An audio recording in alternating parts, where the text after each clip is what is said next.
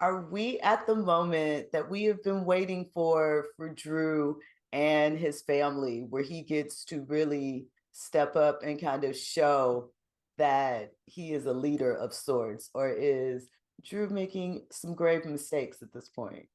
I think we're seeing that. Definitely think we're seeing Dru step into his leadership role and embody the things that his father has seen in him so many years ago. To be able to just make these wise decisions for the good of the family and for the good of the people around him, and know that he can make a decision with long-term effects and with the long term in mind. And if we can just, I'm always of the mind that, like, if we can just, like, if we can endure for right now, when we know there's a promise coming, we can get to that promise. There's hope, right? And if we just, this is a certain amount of time, you just got to chill out for a second and, like, endure this crap for, like, a second, and we can strategize and bide our time. But if we do everything too hasty and too early, we're just getting picked off by the numbers, and there's no wisdom in that. So I love seeing him execute that and put that into fruition.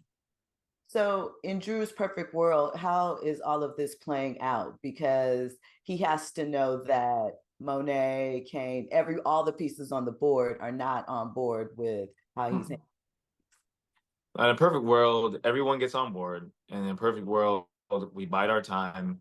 We find some dirt on Carter. It's irrefutable dirt. We're able to parlay that into a position where now we have him working for us. Everything runs itself, and Dru can go and focus on his art, and Diana can go to school, and everyone can just be, in the position and doing what they wish they could do. And Dru can make a whole bunch of money and then promote his artwork that way and make even more money on the artwork side. Monet can invest in the artwork, and it's all, like, legit money. And then it gets into real estate. And then we're tapped in. We're now in the fabric of the city, and we cannot be taken out, you know?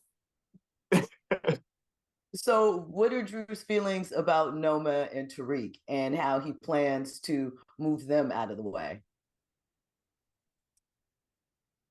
That's a good question.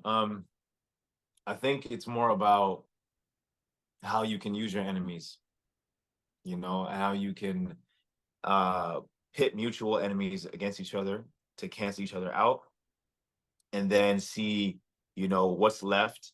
How can you keep it from getting your hands dirty? Because Dru has been getting his hands dirty this whole time. So how can he make sure that that's, like, not the case going forward? Because there's no longevity in that.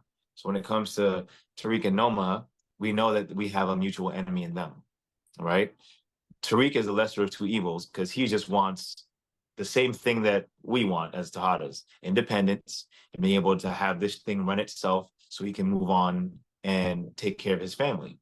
So because of that, our interests align. Who is someone that is not aligned with our interest? Noma. So, if we can we can do these things and pit each other, find a way to cancel these things out to get what we want, it's all the better for us. Has Dru really forgiven Monet for killing Papi? I don't think you ever can. I only think that's forgivable with Jesus. And I don't know how religious the family is, and how tapped in they are to the Heavenly Father. So in an ideal world, in Lovell's ideal world, that is a thing that's a possibility. But in the Power universe, I think it's something more like you let it go for now. you know? So, in wrapping up, will Dru ever trust Monet? I think you trust her as far as you know her motivations, that they're always going to be for family, but also for self.